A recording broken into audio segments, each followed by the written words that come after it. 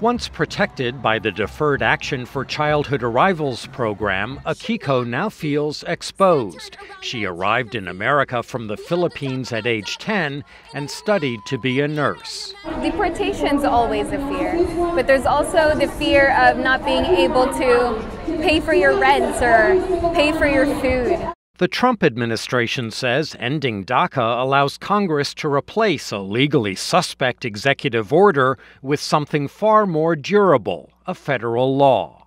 I have a love for these people, and hopefully now Congress will be able to help them and do it properly. Reaction came swiftly on Capitol Hill. The clock is ticking.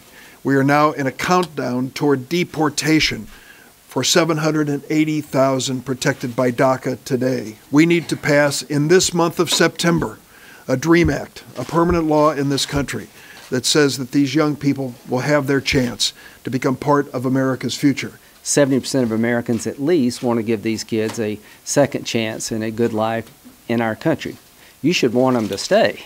They're great kids. They're working. They're productive. Durbin and Graham are backing the DREAM Act, which would allow DACA beneficiaries who meet work or educational requirements to remain in the United States and eventually apply for citizenship.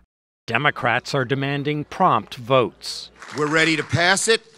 I am confident that if put on the floor, it will garner overwhelming support from both sides of the aisle. But powerful Republicans say they will only consider the DREAM Act if U.S. border security is strengthened. And the larger problem is that we do not have control of our borders. We want to make sure that we fix this issue for these kids, for these young people, and address the root cause of the problem so we don't have the same thing 10 years from now. Some Democrats say they are open to tougher enforcement short of the U.S.-Mexico border wall favored by the president.